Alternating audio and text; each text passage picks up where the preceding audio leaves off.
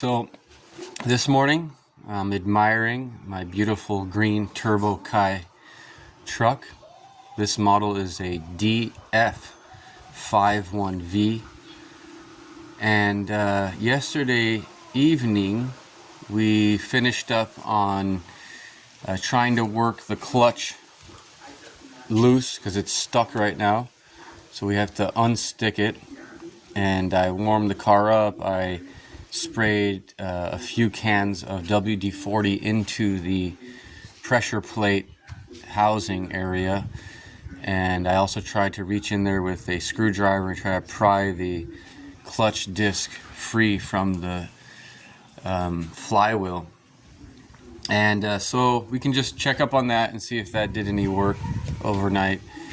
But today what I'm excited to tackle is the cooling system. So there are two main rubber hoses that send water from the rear engine to the front of the vehicle where the radiator is, and then there's two more rubber hoses that bring that water up into the radiator, and in between that are steel pipes that distribute the water. And so I have to find those four rubber hoses. The back ones are going to be more difficult because it's not jacked up. You gotta have the vehicle jacked up to have good access to those back hoses. But what I found in my last experience with my other blue KEI truck was that it's the front where everything gets clogged, and it's where the front was where I found the biggest improvement by opening up everything. So I'm just gonna go for the front first, and it's really gratifying to see what I find.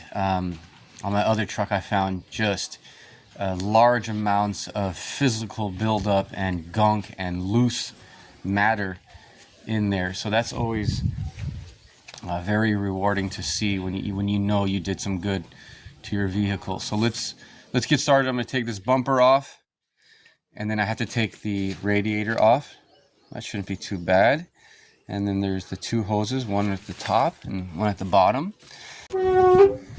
Alright, as I open up this trunk, I am greeted by the pungent aroma of WD-40 brewing. And I love that smell, and I'm also loving the way the engine is looking now. Look at how much more presentable this is. You know, this is already after I first cleaned it with soap and water, then I hit it with rust remover, then I rinsed it down and I used screwdrivers and steel brushes to try to get in there, and then I sprayed some WD-40 to where I think it needed it, and it's just coming to life, and it's just so beautiful. I just want to quickly express how these are some of my prized tools. These interesting needle nose 90-degree pliers, and they're specifically designed for hose clamps, the compression type of hose clamp. But they work excellent on things like this, where your fingers are just not as strong as what this can do. And see, this is something that can really work you up. It's, you know, it's old and it's rusty, but this right here, it just has a much better positive grasp. Can you grasp what I'm saying, man? Can you grasp that idea? Can you dig it? It's all about the grasp. Cheers. Got the bumper off, and she's looking handsome. And we're just discovering more about our new friend here. Different color paint on the inside. So she used to be black. And there's some rust here. But that's acceptable compared to what I was used to on my other one. This right here, no big deal. That's just a wire brush and epoxy paint. And it actually has a good form. It's not all bent up. Got a little rust here, but that is totally acceptable. This is a plastic radiator, which is fine. And just look in there. So then, here are the two hoses. There's one right here. Actually, and then that's that one. That's the other one up there. So that one and this one. And just by pinching them, I can feel cracking which means lots of scale and corrosion buildup inside. So we got the radiator off, and I already saw mud dripping out of there as I was taking off the clamps and pulling the hoses. But look inside there and just look at that. The main point I want to make is that there is no substitute for disassembly and cleaning, deep cleaning, because just flushing the engine, which I tried in the past many times, that's okay for a new car that hasn't seen much. But for an oldie like this, it's seen too much, and the damage is done too badly, where the hoses are coated on the inside with crust and buildup. And listen to that. How would you be able to remove that? By flushing. This is only one way to do this mechanically.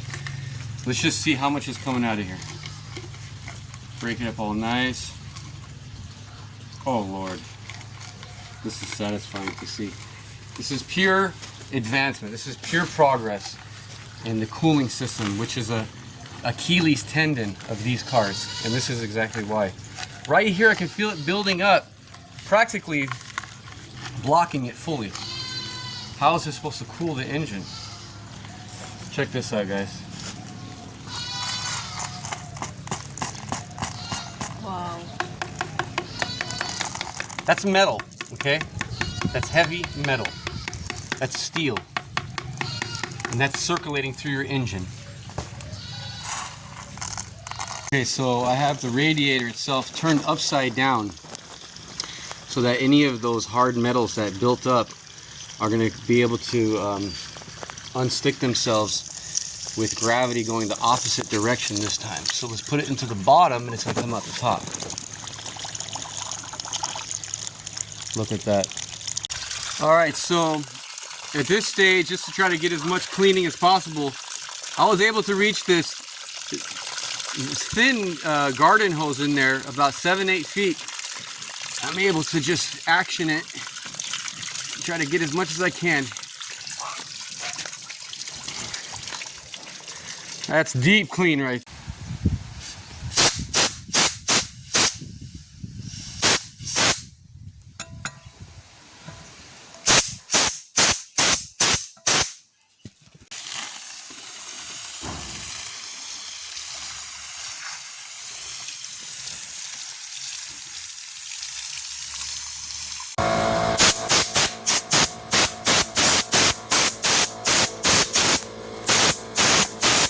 Okay, just for fun, let's put some paint. This is 2-part epoxy, marine grade, and that usually does pretty good on steel, right on the rust. We're not going to overly prepare it. We don't have the time. I probably shouldn't even be doing this, but it just feels so good. I want to put some over here on the ends, but then I'm going to have to wait for them to dry. But anyways, they need more preparation before they need paint. So I'm just going to do this area, anywhere else where I see rust, also on the radiator. And since we have a little extra paint, this is probably too early for it, but even small achievements are rewarding, and why not?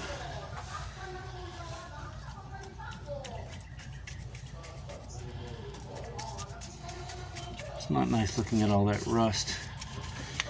And this is pretty good stuff, this 2-part epoxy. It literally bites right into that rust.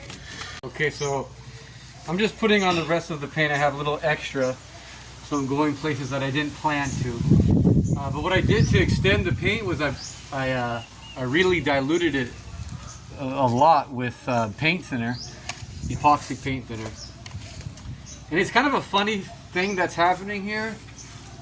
It's so much, almost more thinner than paint, so it's kind of like cleaning the material and leaving like a stain of a paint, which I think that's kind of cool. It's like dissolving the dirt and replacing it with a mixture of the epoxy paint mixed in with that dirt. So it's gonna be like dirt reinforced paint. So this is kind of funny to me. It's like I just wanted to paint here inside the firewall, because I do believe that fresh paint, especially in enamel, lets air flow more freely, and it's not frictioning against that rusty, dirty surface, right? It's just a smooth, clean enamel gloss. It also doesn't let dirt adhere as easily, and it's easier to clean, and it just looks better, and it's more of a maintenance worthy. But what I did here, just on an accident, but I think I may have stumbled upon something or stumbled over, but what it is that I was working, so I did this right here, and I had a little bit more paint, but not enough paint to get the rest of it. So I said, why don't I just dilute it with some thinner? And that little paint, that 1/4 of a cup, gave me all that and much more. I ended up doing even the bottom too. But it was going on in a beautiful way where it was actually dissolving dirt as I was applying it. And the radiator is mounted in its place. We have the hoses clamped into their positions. One here, top, they join right there in the middle somewhere. And they're nice and good. And things are looking cleaner. Painted rusted areas. This overflow tank line is clogged, and that is critical for good cooling because these are made to work with expansion tanks. Okay, bumper is on, looking better and better. When I bought this truck, I asked the guy, "Where's the lid?" He goes, "No big deal. Just use a plastic bag with a rubber band, And right now I'm trying to trace where that overflow valve comes because I know it's blocked over from the radiator cap. So I'm looking. I thought maybe this is it right here. I'm thinking, no, this is kind of just terminating nowhere. That cannot be the one that brings the fluid. So then I'm thinking maybe they put it here in the meantime because there was no cap, and I know the cap is what has the in and out hoses. And I'm looking, I'm digging in there, I'm looking, I'm digging. It was there the whole time. The guy had it, didn't even know. So now we have to figure out why this is not working. But this right here is crucial for a good cooling system. It is the expansion tank. This is how you basically add volume to a cooling system. Let it fill up nice and slow, and when it's full we should see it coming out from right here.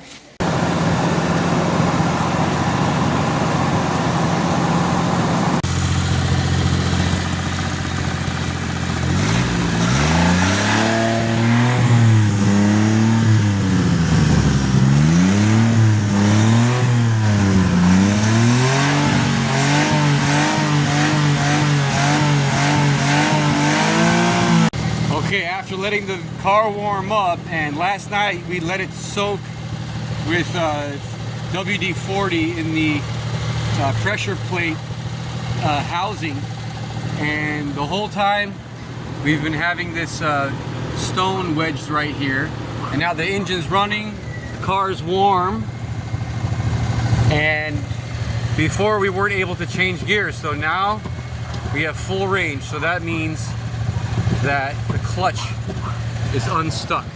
So one success there. But tomorrow we're going to do the leak down test, and so far we're making progress. And we're still loving our green Turbo KEI. Looking cool now with that solar panel especially on top of it.